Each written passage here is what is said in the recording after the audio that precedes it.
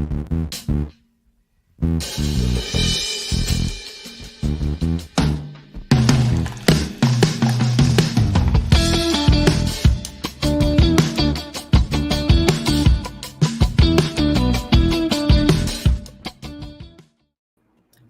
evening, good morning, good afternoon, wherever you are in the world. Welcome back to Social Confoes. I'm your host, Diego, together with my co-host, Jean-Luc.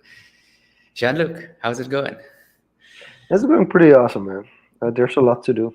I have to get more sleep, but that sounds familiar. But I'm in a good place. Hey, I'm in a you good look pretty place. good today.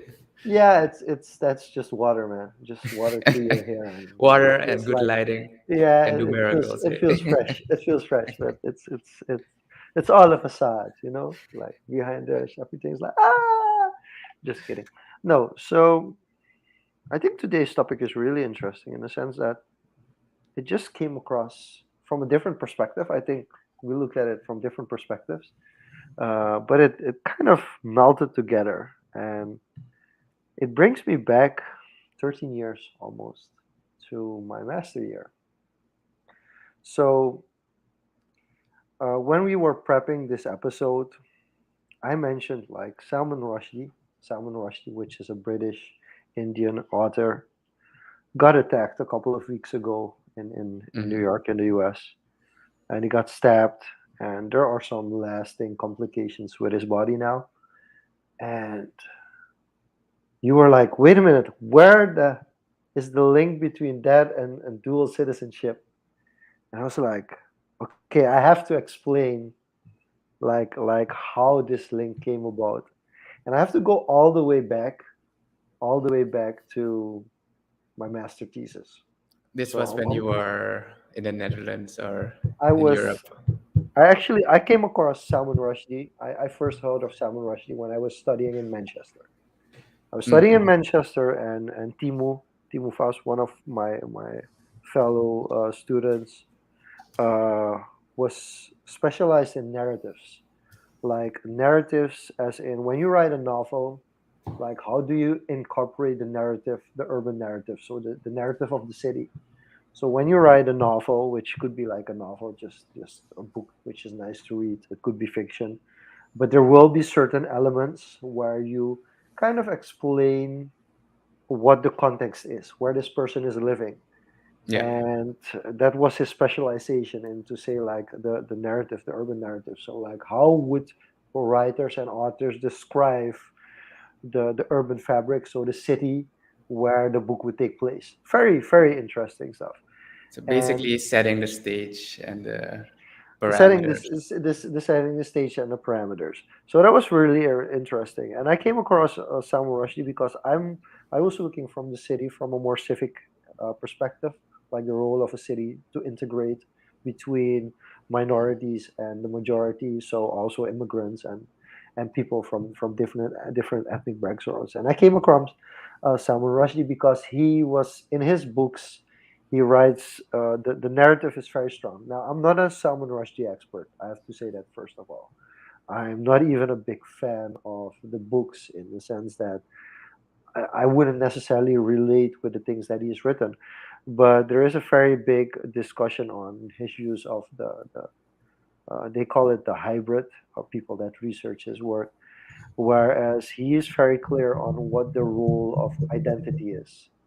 So he's almost like saying like I wouldn't say that he's saying like you have to assimilate or it's better to assimilate within a certain culture as a minority, but he's saying you have to take ownership for your identity, your cultural identity. And so one of the things that happens for a lot of ethnic minorities that move to the Western world Hmm. um, is they come in some kind of cultural purgatory. So there's this kind Yes. of purgatory space where they're lost in identity. They're searching for like, okay, do I belong in the country that I'm living in, or do I belong to the country where my parents came from? I think this is the biggest struggle is second generation. So the first generation is just we're gonna go, and life's gonna be better wherever we came from to the new place that we're going to. Yeah, and first generation is usually escape is or like striving for is striving for a better place or better. escaping a worse place. The third generation kind of is like, nah, nah, nah, nah. Listen, you can tell me that. I know I look a little bit different, but I'm Dutch or I'm British or Mm. I'm I've they been consider born, bred, themselves and raised. to be culturally appropriated with the city that they were born or the country that they were born in. They're like, I'm a citizen. I don't care what people say. I'm a citizen. They act like normal citizens. They use the same way. They have the same accent. They move the same way. They kind of conform to what is the majority culture. The So narrative. the narrative. So I took like two parts out of my master thesis, which I shortly wanna discuss with you. So these are like small paragraphs from my master thesis. So I'm gonna share two of them, and then we can move to the dual citizen aspect. So the first one is, and again, I was writing about community libraries. So with this, the community library presents citizens with the possibility to develop themselves not only on the social level through culture, but also on a competitive economic level. By collaborating with other educational institutions outside of school, libraries can provide benefits for the educational development of social risers who can use the city as a ladder to move up in society. Through social rising, citizens can therefore achieve self fulfillment, providing them with the security and the space to confidently live their own lives. So basically, saying like um, if you have the self actualization, the pyramid, you would be able to move up the pyramid and get a better life. So the the community library would provide that space for people that come in from different backgrounds and have to That's help skipping a lot of themselves. steps. If we're bringing in the pyramid. Yeah, okay, but But yeah, go on. you I get get the picture. where I Yeah, get at. Okay, yeah, yeah. I'm so getting and the then the second paragraph after that is the development of a citizen's identity. However, is largely defined by the commitment to the city. It's therefore important to empower social risers to stay after climbing the ladder of success in order to prevent up and out, meaning that people move out of their prospective neighborhoods to a place more suitable to their lifestyle. Keeping social risers in the neighborhood would benefit the community through stability from an economic perspective and also contribute to a more safe, clean, and attractive neighborhood, limiting the chances of deprivation. The reason I bring this up, by the way, this is what from the kind of Fromrat deprivation? deprivation of the neighborhood. Got So it. so basically, to translate this from a more urban development perspective, which I wrote it from, to a more national perspective, this is the same with the brain drain. Like when third world countries and developing countries suffer a brain drain, people, social risers. So say you come from a impoverished neighborhood in somewhere in Suriname, and you make it all the way up. You're a social riser. You make it all the way up to the top, and you get an opportunity to go outside of Suriname, to go to a Western country, to say to Europe or to the US, and you are successful there. The most important thing is coming back to your country to help develop the environment that you started in. If you decide to move out, I mean, like, I wouldn't even say it's egoistic. In some cases, it's just better. That's why brain drains say exist. But if those people don't come back, there's no change in the neighborhoods they came from. There's no change in the countries they came from. So is the thesis, or can I constitute that the people need to be within the neighborhood, within the environment to exude change?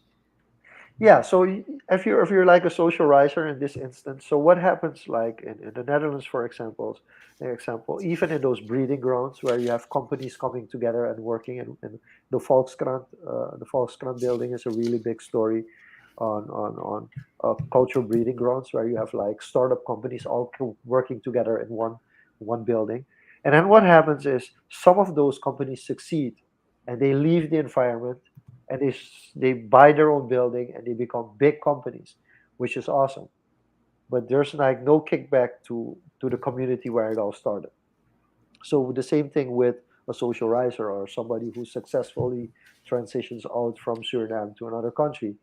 If they don't come back and they contribute back to where they came from, it stops. Kind of the development is stuck. So that's the first part of the thesis that I wanted to throw in when we're going to talk about dual citizenship. And the second one I want to throw in is also I think in the same, not the same paragraph, but the same chapter. I also talk about the following. As aforementioned, new migrants often have to endure several extra steps towards integration in society, as survival is their first priority. While trying to get a feel of their new environment, newcomers might find themselves in a desert, losing their identity. In this matter, the desert becomes a metaphor for otherness of race. As newcomers of different ethnic cultural backgrounds therefore become confronted with this otherness, they risk becoming in-betweeners, as they might have to let go of their old identity, but they have not fully embraced the new one, therefore becoming stuck in purgatory, belonging neither to one place nor the other.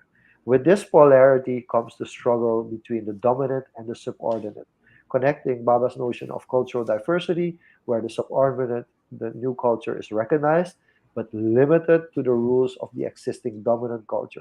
It is therefore important to work towards cultural difference, where the new culture is acknowledged and accepted, therefore being bridged with the existing culture. In this respect, civic social space provides newcomers with a point of entry without risk of losing their identity.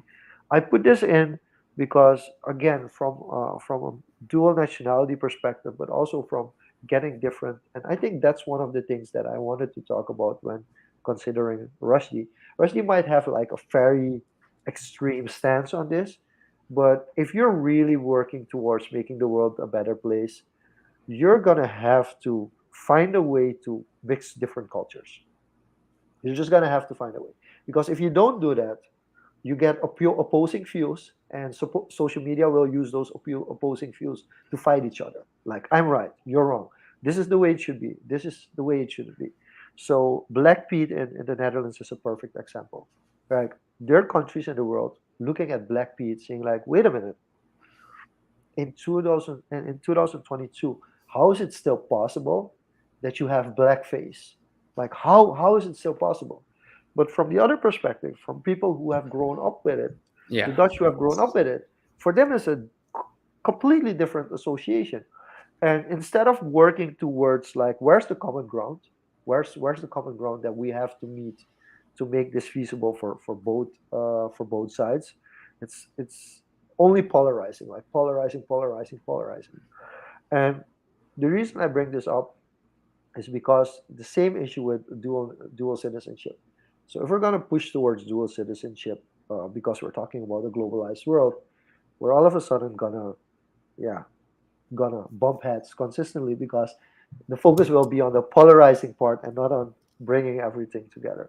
So I thought it was just interesting that just on a random social confoes, where we're going to talk about dual citizenship, I just get to refer to my master's thesis, which I haven't touched for 10 years.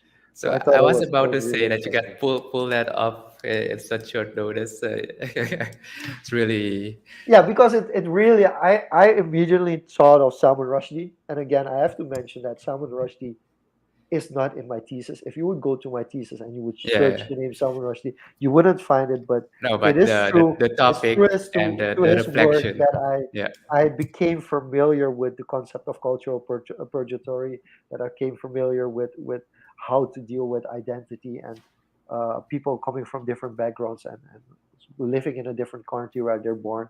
And then you get into these spaces. So that's why.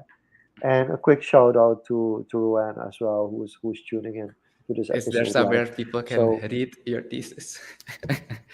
yeah, so I'm so actually I'm not sure if I'm allowed to publish parts or of my thesis or not, but I think the Okay. especially the theoretical part of my thesis We'll was. check on the publishing rights, copyrights in So a there's different episode. also, I even went as far as finding books that support my notion. This is one of the most interesting ones. Um, Hold on. Metro Mac Metro Marxism. Metro Like, Mark. I once asked, like, should I talk about Marxism? And like a lot of young Surinamese people are really interested in Marxism. I'm not a Marxist. I used his theory to understand like urban development, but it's complicated. So I'll throw that one out. This one comes closest to what we just Citizenship and discussed. migration. Citizenship and migration. This is a really interesting book on Kesslers and Davison. I think this is one of the books that really intrigued me the most on minorities and how to deal with it. This one is, I don't remember how much I use this one, political geography, but it totally makes sense. And then the favorite book, but also the biggest pain to read through because it's so extremely difficult to understand is Introduction to Shaklakan. Oh my god! Like if you're like really, this book is kind of too intellectual for me. I'm like, mm-mm. And I also found My interesting hybrid my heritage, hybrid heritage. This is actually a my book. made by my Mark. mother. It says it here as well. Kidling Champiaki. My mom is actually bringing out a book, Diego. Yeah, I So think you that's briefly mentioned it yeah. previously. So my mom is actually bringing out a book, Alakondre Drakamesha, which Alakondre is like something which is strong in Suriname, like different identities all coming together. So it's Alakondre Dragon Girl. So I actually might, should I invite her over for episode? Maybe I should. That's you. That's up to you. Yeah, maybe I should. Maybe I should. Okay, That might be fun and interesting. but back to the topic. So we Yeah, got back. here through dual citizenship, and the reason I put out the first part is much like migrating from one country to another. Dual citizenship has kind of a similar goal. You can look at dual citizenship from two perspectives, mainly the economic perspective and the cultural perspective. The cultural perspective is like dual citizenship, bringing cultures more together. Two. Yeah. And but the main, of course, the main reason for dual citizenship is economic prosperity and growth. So maybe we can dive a little bit into that perspective and why you decided to bring up a dual citizenship for this episode of Social Confoes. Yes. Well, basically, to start off, we've been continuously looking, for opportunities because we are so isolated, I'd say, kind of restricted to interacting on a international global level through payment infrastructure, travel, just ease of doing business. It's very, yeah, restrictive for a lack of a better word. And coming across looking for these opportunities again, I was looking at PayPal options again, and I saw the list of countries that could not receive payments. And then you come, how can you use the systems that are in place around the world to navigate this complex global world? Can we use Stripe? Not like we can pay No, with Stripe, but can we receive with Stripe? No. it's complicated. It's even more complicated than PayPal. I'm still researching that part Okay. because So it's about setting up businesses and entities, and so it goes more on a corporate level. let's provide context for people outside of Suriname, like who have no idea like what we struggle with in developing countries. Um, our currency, the Surinamese dollar, was 1 to 2.8. So I think less than 20 years ago. Yeah, Um, around 2002, 2000, yeah, even 2004. 2006, even maybe. Yeah, You would get 2.8 Surinamese SRDs for $1. $1. Yeah, And 15 years to 20 years later, we're at almost almost 10 28, times. Yeah, almost 10 yeah, times. So we went from 2.8 to 3.5 to 7 to 7.5, 8 to 14 to 17 to 21, 25, and it's still kind of going up. So um, yeah, if you, I mean, salaries, first of all, they don't catch up with inflation. yeah. They It kind of never doesn't do. scale It's as even fast. sometimes a macroeconomic decision to like inflate so you can Yeah, actually match the salaries, which is a terrible concept. But okay, I won't dive into that. So that's the first thing you have to understand, that it's for a Surinamese person who has decided to live in Suriname. So Uh, basically, what Shanluk is doing now, he's writing the narrative for you guys. yeah, exactly. So now we have the complete scope. Then the second scope that we have to understand is receiving payments. Like we're talking about PayPal not being accepted. Well, it's accepted. You can pay with PayPal in Suriname, but you can't actually open an account and you can't connect it to a local bank, which is awful. I think It's that's one-way traffic, basically. yeah. PayPal. You can It's only it's send out if you happen yeah. to have a credit card. So then there's another. The reason why I took the political geography book out as well is because it's politics. So it's political geography as well. So what we deal with is that Western countries, for instance, Europe and the U.S., have decided that if we live in Suriname, we cannot have a personal bank account in the U.S. or in the Netherlands. So there's another like kind of really harsh distinction where they're saying like, hey, listen. Um, we don't know where the money is coming from. Uh, we can't Trace easily or do a validate. trace or validate where the money is coming from. So listen, if you don't live in the US, if you don't live in the Netherlands, you're not allowed to have a personal bank account. Like these are kind of like things that are being put in place, making it even harder for Surinamese people to kind of get to their money or pay somebody or get paid. I think getting paid, that's the It's most the most the most the difficult part. problem statement is basically getting paid, Yeah. especially So for businesses that are getting more online and more international. That is the biggest, I'd say, if not the biggest obstacle now so I have for to providing ask the for services. you, how easy, because you're officially a dual citizen. No, I'm not. You're not. No, You I'm you not. don't have a e-citizenship, a European e-citizenship. It is not the same as it is not a full citizenship. Okay, It but is does it important to all allow distinguish. you to have economic benefits as saying that you can run a business in Europe? It allows you to set up an entity uh, in Estonia to provide to function as a legal entity to do business. Okay, That's it. But it's so not you explain. as an individual. Okay, so let's explain the narrative once again. Estonia is one of the front runners when it comes to digital economies and digital developments. So what Estonia did in the 90s is that they decided like we're just gonna leapfrog past everybody. We're just gonna make the internet environment in such a way that we get to benefit from it. And they are allowing e-residencies or e-citizenships, Yeah, it's a where program they kind of invented to encourage actually people abroad to attract talent actually to go through their channels because they can economically benefit as well if businesses are set up through them because they have you know um, attractive tax system. They have the services that actually make it easy to set up a business. So all the bureaucratic stuff, they have services in place to do that for you, to represent you, and they okay, so facilitate this to make doing business easier within the European Union. I have to ask a question. How is Estonia different from Bulgaria and Romania? I'm just curious Different in what context? I haven't been to Bulgaria and Romania, so I can only because say what I've they seen offer in certain Estonia. structures. They offer certain structures that you can have bank accounts. That certain European laws don't apply to if you have your business set up in Romania and Bulgaria. So I the think first question I think we need to check yeah. is, are Bulgaria and Romania part of the European Union?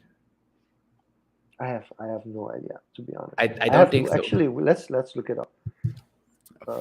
European Union Yeah. citizenships. Yeah, Rowan. So it's been sitting here eating dust for like Okay, a few so years now. you're an officially e-citizen of Estonia.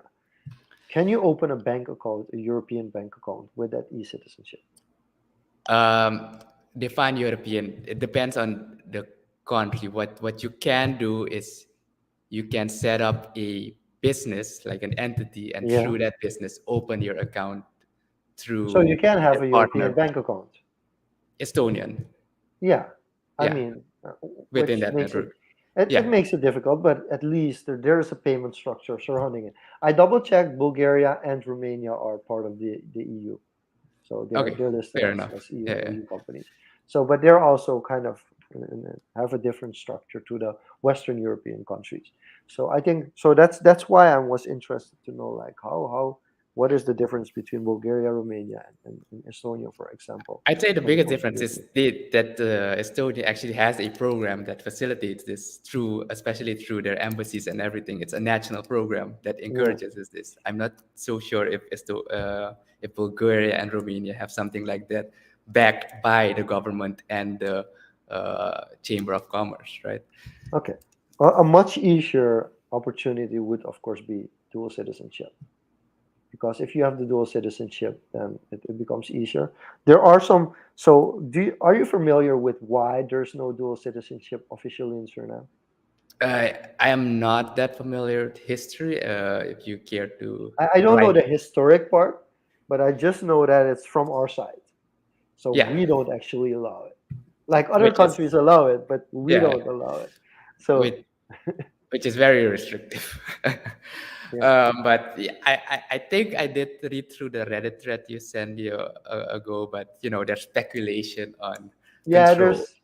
I But I don't think Reddit was the right link. Afterwards, I sent a Wikipedia link, but which isn't much better, but at least it's more objective than the Reddit link. Of course, Reddit is kind of like you said, speculative. It's not yeah, really based on true everything data. which Yeah, isn't like public. I'm not sure how public these laws are, but everything that's not public and easily accessible is prone to speculation. yeah. Um, So, but even here, politics come into play. So, yeah, for instance, if you're like a European citizen and you live in Suriname, they are searching for ways to revoke your European citizenship. Like it's insane. Like people who were like born in Europe, moved to Suriname, and haven't lived in Europe. They're trying to revoke citizenship from them as well, or is limit their options of how much is citizenship. that due to them living here versus them not living in their country of citizenship? Them not living in the country of citizenship. But here's the major difference, which is even a bigger wrinkle in this whole discussion.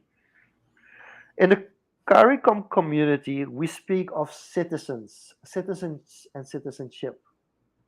In the European countries, they speak of nationality. So, Right? Yeah, it's so the different biggest you nomenclature. immediately see the difference when you arrive at the airport. So, if you arrive at the airport, you will have the opportunity to get into two rows if you arrive Yeah, at Sandre at the airport in Suriname. There are multiple rows. There's also a 60 plus row, but we're yeah, talking but about you generally have the CARICOM the and residents, local residents. yeah, local So residents. even if you don't have the Surinamese nationality, but you're a local resident, you're allowed to go into the local line. Whereas in Europe, it's nationality based. Yeah, it's So it purely doesn't niche. matter where you live in the world. If you have the It's Dutch a or the passport European you come in with. nationality, it's a passport you come in with. So it's really that's already a clear distinction and difference between like the CARICOM and the Caribbean community and Europe, for instance. But the reason I bring this up is also because of the politics on dual citizenship, where in Suriname you're actually not allowed to have two nationalities. You're not allowed. Why not? There is a loophole in the system for people that are born in Suriname, of which the mother or the father has another nationality. There's a loophole for that. See, but this makes it all the more complicated because there are so many um, circumstances, scenarios you can stack up where people can take advantage or not. And it's not just here, basically, it's anywhere in the world, but speaking specifically from our situation. But coming back to the economic, we kind of introduced it with the cultural integration. But from an economic standpoint, we broke down the, the narrative on why we're looking for options to, be able to engage and interact with a global business economic world. And the biggest problem was receiving payments. Okay, And we're gonna include some more. I'm gonna throw a curveball at you here. Let's talk about the oil and gas industry all right, yeah. and the local law, the local content law that was implemented in Guyana. Could you give the TLDR on that law? So, okay, so in short, what the Guyanese government did is make sure there's local involvement of local companies That's very in the broad. oil and gas development. Yeah. And I'm talking very broadly, but I'm gonna try to explain the issue as simple as possible. Guyana does allow dual citizenship. So Guyanese nationals living in the UK, living in Canada, living in the US All right, are basically able encourage to the content. participate with Yeah. their companies in the oil and gas under the local content laws that are being used. Right. Surinamese people in Canada, the US, or Europe are, if you would implement the same local content rule, would not be able to participate due Is to that the restrictions of the dual citizenship in yeah, Suriname or the is that non-existing dual citizenship in Suriname. is that due to dual citizenship or is that due to residency? Because No, you we're can no, live no, no. abroad and still have the citizenship of Suriname. Yeah, but still, you have to hand in. So that's the problem because Oh, Suriname doesn't oh, allow dual citizenship. to go That through would the mean formal processes to if you engage want to do within it the correctly, yeah. formally, you would have to go through the process of handing in your If you have nationality if you another have interest. yeah.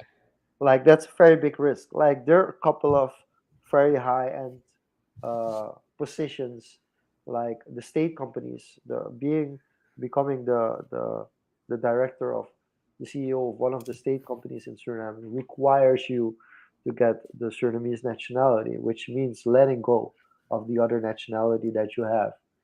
And yeah, I mean, there again, I don't know how many loopholes there are. I Mm, don't know to what extent they really have to end in their nationality or they get a diplomatic passport, which is now the thing with sports. So that's another segue that you're also going to have, because now with the football team, the Surinamese football team, there is what's called a sports passport, which is basically kind of a diplomatic passport, and which is interesting. The players don't get to keep it. So when the Surinamese national team travels, the passports come along. They're being used as sports passport, diplomatic so passport, it's but they basically don't get to take ownership it of home. the organization. The It's yeah, it's of the state. It's owned by the state.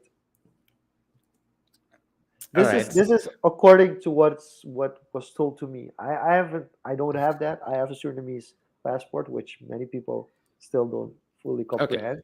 But the But case yeah, you are describing in Guyana on yeah, the opportunities from yeah, diaspora to yeah, engage in local content yeah. uh, is being encouraged, and that would not necessarily apply for Suriname because you have to It renounce would your other you would right. either have to, if you're gonna do it officially by law, which unfortunately not a lot of people follow these days. But if you're gonna get caught, you're gonna get caught. You have to follow the rules, which would say either you would have to take distance from your nationality, your non-Surinamese nationality, or the government should implement dual citizenship.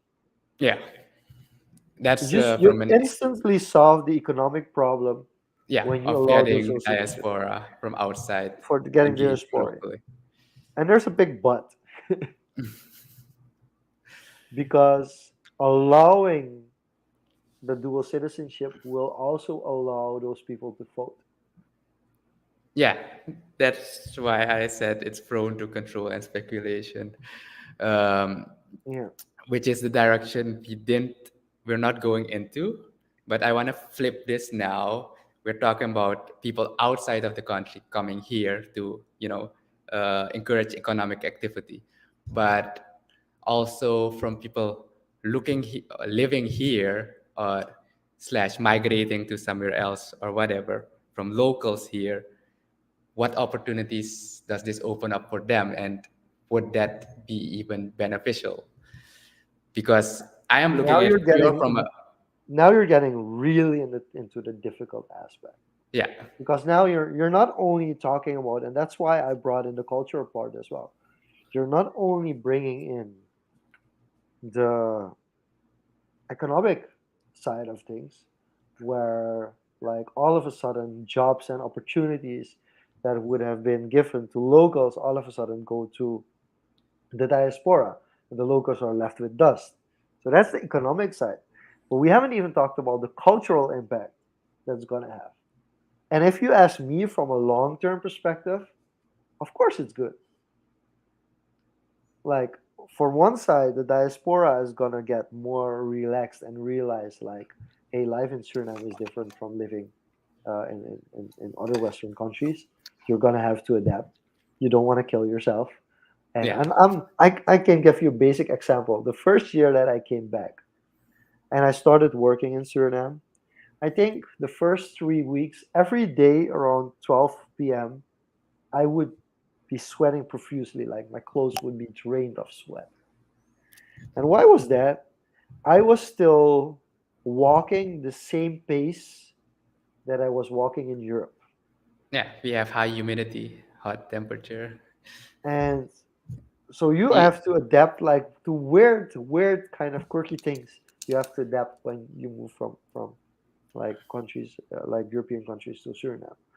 And why am I bringing this up? Also culturally, like things that are culturally like sound in parts of mm, the world, when you come to Caribbean countries, but also Suriname, they aren't so fundamentally sound anymore because it's a different culture. yeah, But from the long term, if we're just being honest, long term, we would really benefit from it, yeah. because there Coming will be back a to your higher matter thesis, of professionality. coming Um, back to your thesis, getting that reverse brain in here to yeah, impact the local neighborhood, local community, local environment. you would Uh, get higher gentrification because yeah, people need a place to stay. So they will, certain areas, certain neighborhoods would start flourishing due to gentrification. You would have different kind of wait, but what's gentrification that? as well. Gentrification? Gentrification is if you have a neighborhood and all of a sudden the quality of the level of the homeowners kind of goes up. So say it's a neighborhood that's very impoverished, and artists come and live Mm-mm. there, and they decide, like, we don't have a lot of money, but we're just gonna make it nicer to live, so we're gonna paint a couple of areas, we're just gonna clean up that the street is less dirty. Ah, so And it's like a halo effect, all of a sudden it becomes a little bit more attractive. lively, Yeah. attractive. And when it's attractive, all of a sudden other people are like, wait, this is actually a pretty nice neighborhood to live. And people start buying Got it. property in that neighborhood, which makes the property more expensive, makes the And makes, quality of yeah, life go up as well. So that's basically gentrification in very simple terms. So I think that's a very big positive. And looking expanding it from more of urban development to a national, uh, looking from it from a national perspective and developing your country, it's very interesting as well if you can have the reverse brain drain, because these are like really the small things, like they're gonna command a better quality of service in local restaurants, for yeah, instance. So these kind of things are like, it's gonna get pushed automatically. Like, you're gonna get a push. You're gonna get people that get motivated. There are also gonna be a lot of people complaining, because that's the flip side of things. It puts more pressure. You like you're gonna get more pressure to get the same results, because all of a sudden you're competing against more people, and some of these people are even more qualified than you are. You still have the local advantage, knowing how the market locally works, yeah, but when it comes but from a skill level, you're gonna be less skilled than maybe the competition coming in. well, that's subjective too, right? Yeah, it Like, is, but statistically speaking, yeah, on on average, average, It is the just skilled because labor will different go up. environment. Yeah, Yeah. but I I quickly that want to touch on that because yeah. Sorry, go ahead. yeah, I do quickly want to because that's one of the things that diaspora underestimates when they come to Suriname. Like a lot of people work in very structured environments and when they're in the diaspora and when they come to Suriname, they think that the same structure will be there. So the things that they were able to do in the country that they came from, that they will be able to do it in Suriname as well. But then all of a sudden, they get confronted with the fact that they don't have the same structure, so they don't have the same backing when it comes to support, which means that they are not able to achieve the same things that they were able to achieve in the countries that they came from.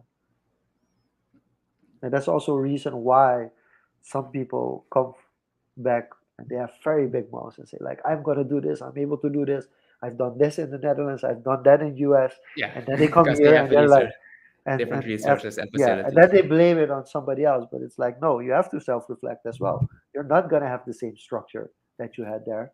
You're not going to have the same support that you're going to have there. You're going to have to be able to do more things yourself. You can be an expert there and focus on the niche, but then when you get to Suriname, you're gonna have to be more all around as well. So I think that's important. Yeah, Rowan does make a good point on the higher rent prices and displacement, but that comes when you have a conglomeration of economic activity concentrated in one area. It's I think natural cause and effect. You may be able to mitigate it to some degree, but I do believe like the environment is gonna find equilibrium based on supply and demand, being what's wanted and what's not wanted. It might balance out. You could be very unlucky and get into a situation where a gentrified neighborhood where it goes completely insane economics wise, and then you have to be able to get out. And I Yeah, think then that's you get out. That's basically the yeah. case. What's happening to Silicon Valley, to the California Bay Area? A lot of tech people are leaving there just because it's ridiculously expensive.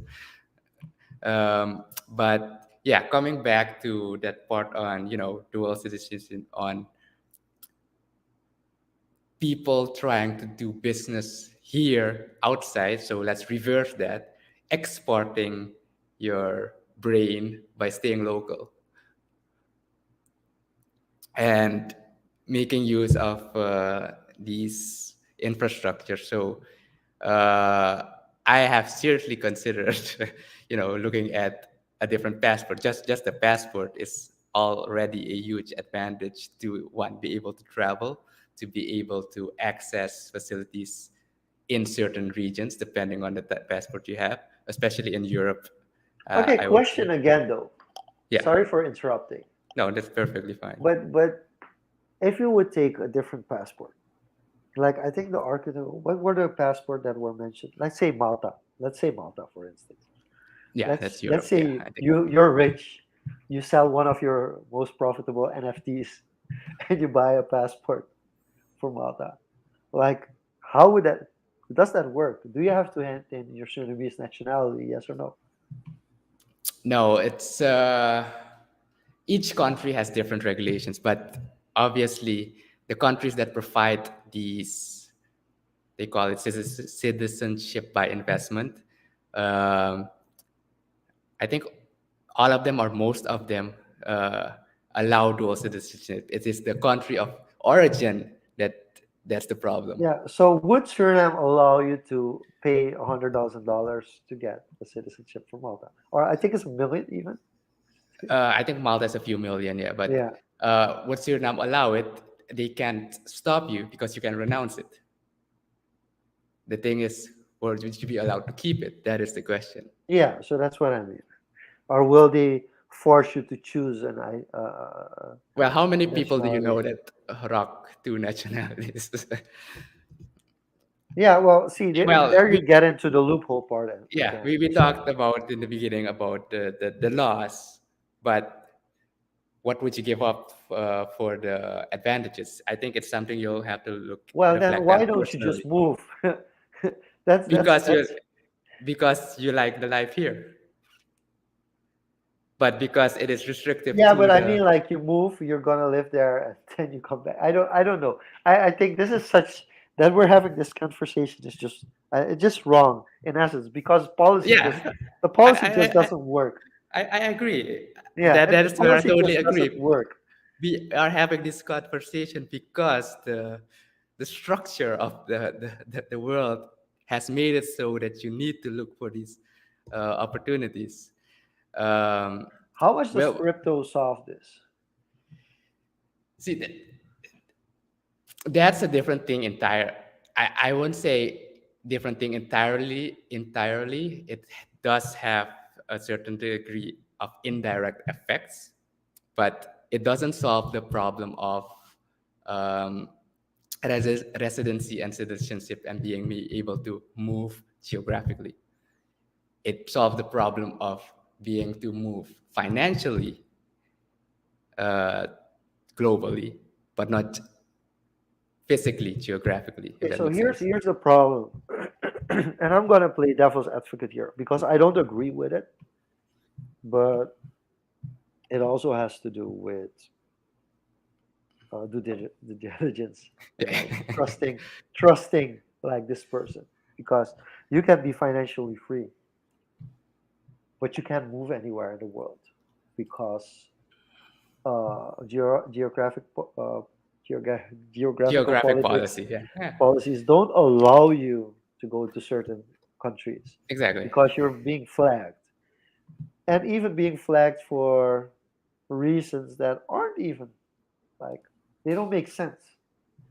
So unless we really talk about how they're going to solve that, and it's Yeah, getting more difficult, that's and gonna be true purgatory. yeah, and this is the reason why I started the whole Watamati, which is a game that I play with locals here to understand like the impact of the drugs world. So like if you're being associated with somebody that sells drugs or is in the world of drugs, you will have doors closed to you for no reason whatsoever. The You will doors are have just what close closed. to you? The Doors, yeah, doors will doors be closed, yeah, closed. You will yeah, not be able to get a certain visa. You will not able to conduct certain business yeah, outside of yeah. Suriname.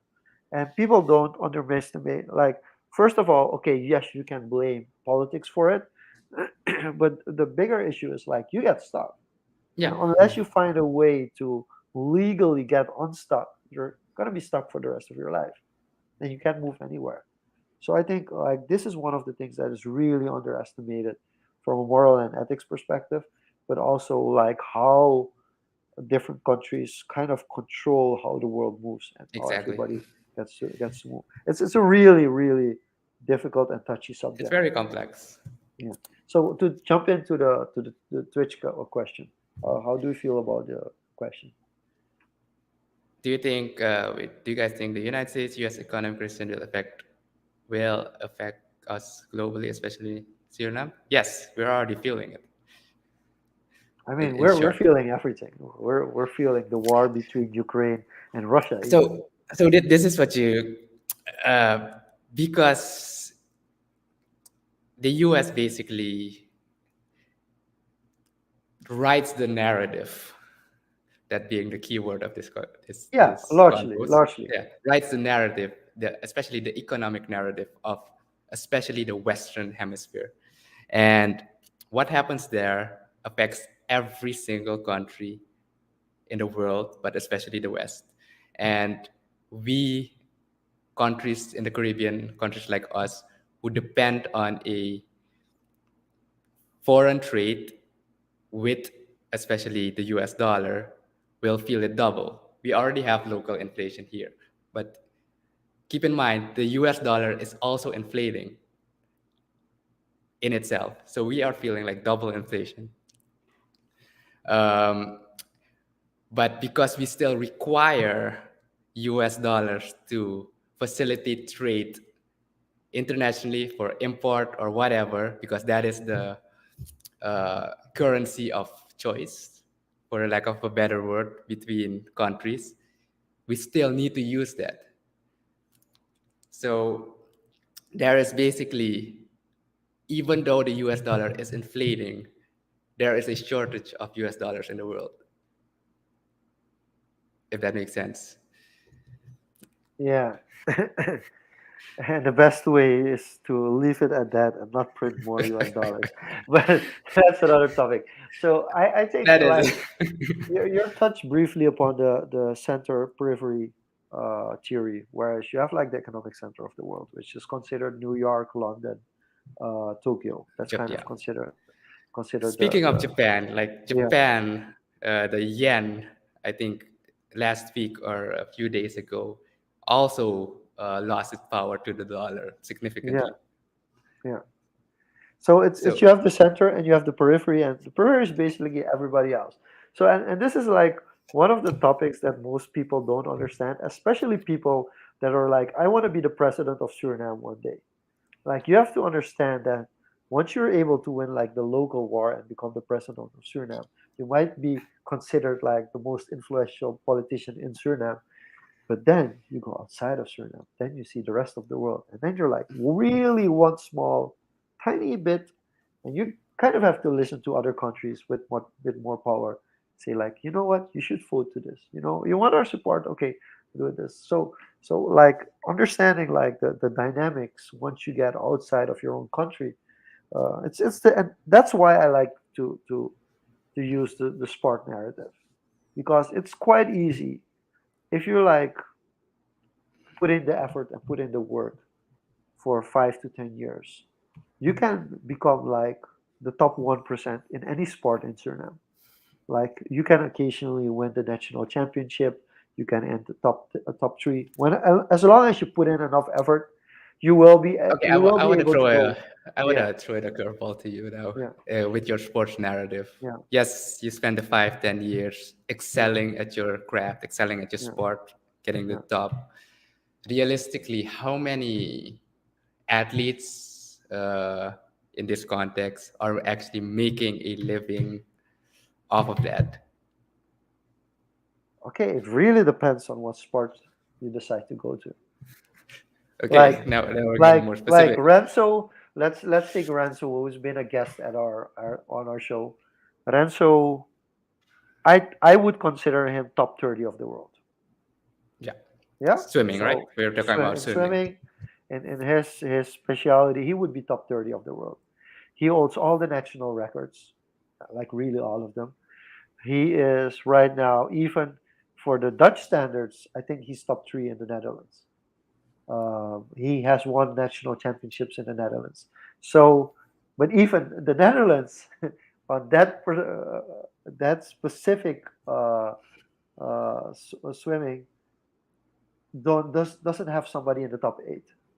You know, so like, but I would consider him at least maybe even top 30, and he might be even be able to push it further and get higher up the ladder. I do believe he has that potential, and he might be able to surprise us or confirm to what he wants to achieve.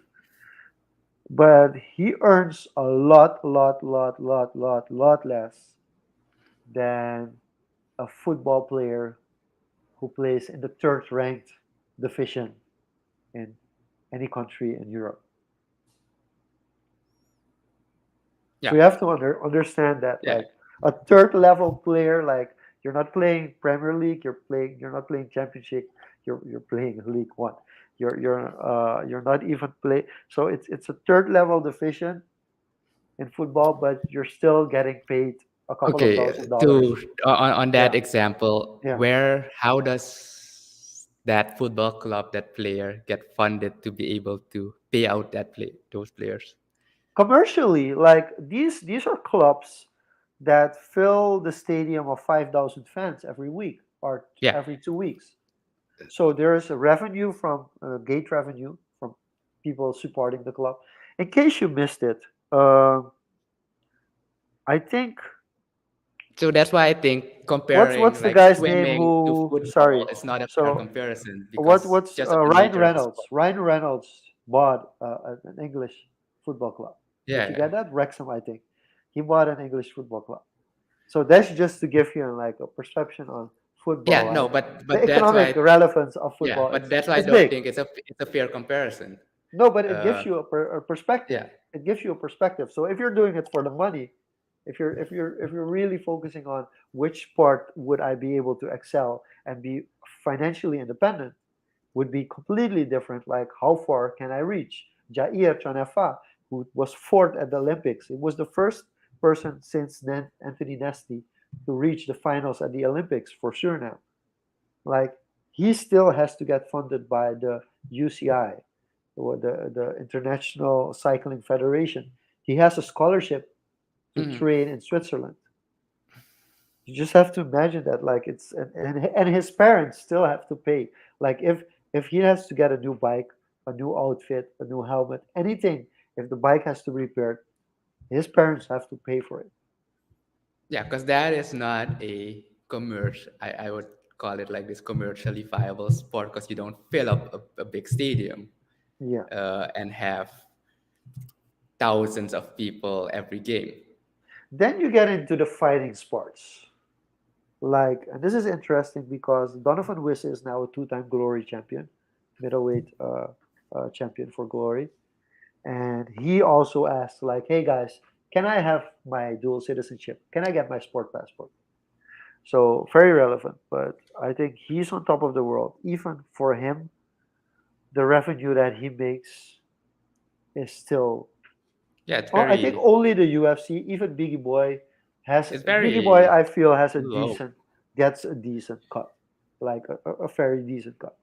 Yeah, but Uh, that's like the peak of the that's peak, and that's it's the like top of the interesting top of the matches. top of Yeah, the top of top. so getting there is like near impossible as well for the average person.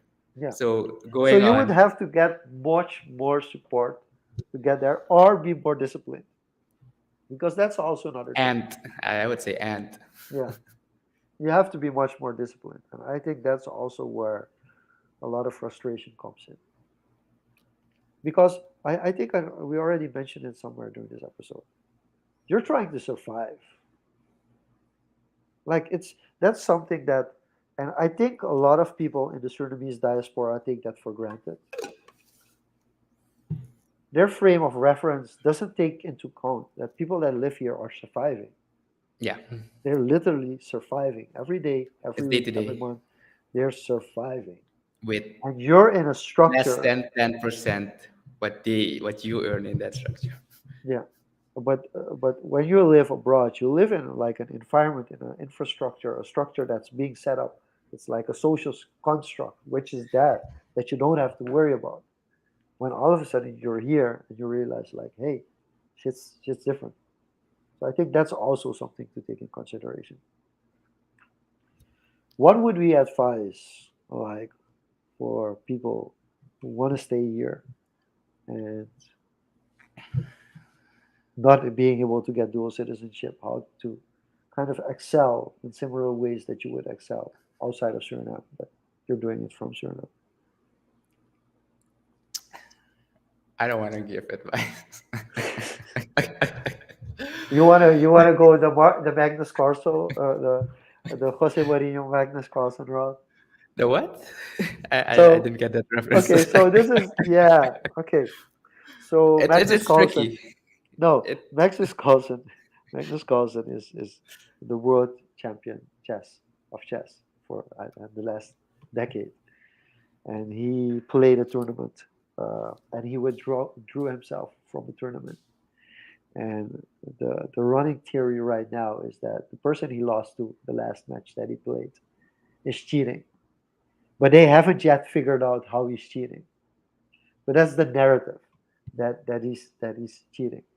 And Magnus Carlsen hasn't convicted him of cheating, but has withdrawn and hinted, like, he tweeted out a video of Jose Mourinho, like, if I talk about why I would get into trouble. So basically, he's separating himself from the equation. Uh, but that's a narrative that people have to understand, and I think still, um, why do people cheat? Why do people steal? It's because they feel they get treated unfairly, and people at the top are taking advantage of them. And they're just looking at the people on the top and saying, like, hey, if you're allowed to do that, I'm allowed to do that as well.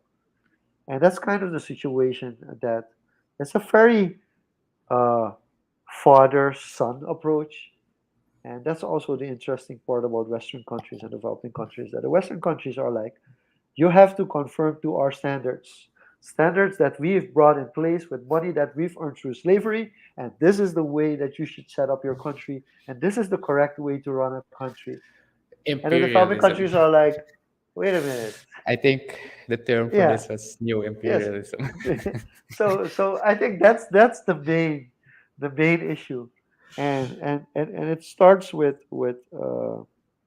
Che Guevara and Fidel Castro, and it then goes to Escobar and similar kind of situations. I always wonder, and this is the last thing I'm going to say. I'm not going to dive too deep into details because I will say things that I will have to create context for. Without context, people Yeah. won't be able to understand it. But I always look, and this is something I want to spend more time in the next 5 years, 5 to 10 years.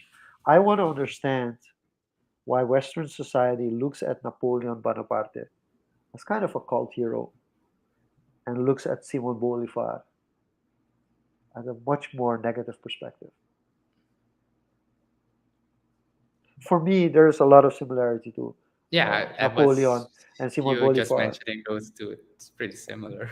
Yeah, but if you're looking at Western history books, they won't be. So that's Mm. something that I'm really really interested in. But to Cesar's point on Twitch, I would just say keep educating yourself. Try, just try different things as much as possible. And learn, Yeah, learn from your experiences. I think that's the best thing. And if something looks shady or off, stay away from it. it probably is. Yeah. If something looks too good to If be you true, if if it looks don't too good to under be true, if it's shady, if you don't understand it, leave if it you alone. Put it don't away. understand it from first principles, stay away. Yeah. And if you want to know more about first principles, go back to a few tens of episodes where we explain first principles. You should put it there. Okay. I'll put in the So I episode. think we kind of discussed everything, not a little bit briefly as well. Um, to close off, opportunity of uh, uh, equality of opportunity versus equality of outcome. Could What's your you? take? What's your take on that? So for instance, like I have a lot of discussions. Like you can go from the most extreme, like Andrew Tate, to like more nuanced clinical experts like Jordan Peterson, Yeah. and like there's a lot in between. Ben Shapiro, many other names that would fill into that space, and there we have the thought leaders that I look up to are like people like Simon Sinek, and they're like a completely different spectrum. But I am fascinated by the statements that they make and their perspectives that they share online. And Jordan Peterson is really being called out on specific narratives. And the main reason for it is he believes in equality of opportunity, but he doesn't necessarily believe in equality of outcome. And to a certain extent, I actually have to agree with him on that because you can't give people the same opportunity. But if one wants to work for it and the other doesn't, there will not be equality of outcome. And if you're going to strive towards equality of outcome, you're going to reward people who didn't do anything Yeah. for not doing anything, which is just in no way fair. And then you get into like this socialist kind of structure. And it's like, okay, but how fair is equality of outcome? Is it fair? So for context to build on equality of outcome, it's basically the output, right? The results, and this is where I would say I would lean to. Don't want to lean too much into communism and the China autocratic state, but UBI kind of plays the debate on UBI was also around this, basically on For people don't know what UBI, UBI is, meaning universal universal basic basic income. income. Yeah. This concept on you know, giving people a set amount of income per month, regardless of status or whatever, to live by. And this is kind of more the socialist regime. And I lean towards a more equality of opportunity side, because that is where actually I believe that that makes the difference. That creates competitiveness, that creates innovation, I would say, and environment to grow, expand. So I lean into more towards that. And yeah, with that being said, I won't even look as much to equality of outcome. Uh, I do believe that people can, if they are nurtured, uh, placed in a competent environment, they, most of the time, of course, personalities withstanding, most people would be able to make the most of it to the extent of their abilities. And you can't really uh, have the same outcome with someone who has, for example, better genes in sports, like a better physique, and expect the same outcome with someone who is kind of, has a illness or Oh well, something. it totally depends on Yeah, the but effort that you put into it. no, but the effort reaches a certain roof as well. But the Yeah, opportunity should be no, equal. but if you get the same opportunity, like you get the same training facilities, you get the same everything. Yeah, I mean, that should be enough. Like, yeah. and the problem with universal basic income is it will inflate. It will just inflate. Like it will start out like this. Oh wow, everybody gets a certain amount per month, and then all of a sudden it's like Basically, what it's happened to worth the nothing. stimulus? It Yeah, already happened. it's stimulus package. It's FISO 2020, in Suriname. 2021 was the In prime Suriname, example. it's FISO. It's like it only works to a certain extent because the market economics will completely demolish and destroy it at the end. So I mean, it doesn't like unless you want to do the China approach, which is Yeah, completely different. Like I that's don't total see a control. way that it would work. So I would definitely feel like, and that's the thing that bothers me with the dual citizenship part. Like give equality of opportunity, Yeah, allow allow everyone to have dual citizenship. from Like outside and yeah, inside, it literally creates more opportunity.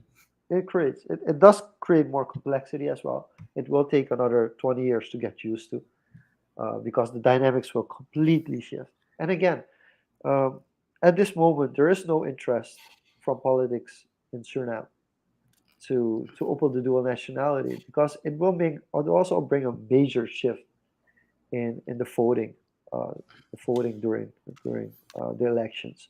So I don't think that's at this moment they're either even considering it as opportunity, even though it would bring the most economic prosperity to Suriname and it would catapult it would accelerate the growth of Suriname economically so much. They won't do it because they would also get They're like playing a different game. they're playing a different game. It's a Let's put it different at that. game. So that if you're talking about Jordan Peterson's analogies and examples, he had this concept about games. You need to Mm, understand what games are being played, and then you exactly. either play by those in that game or remove Or you yourself just from the don't play game. the game. Yeah. Okay. I think it's time for one last question. Since we haven't done overrated, underrated, real estate in Suriname, overrated or underrated or overpriced. Let's keep it at overrated, underrated.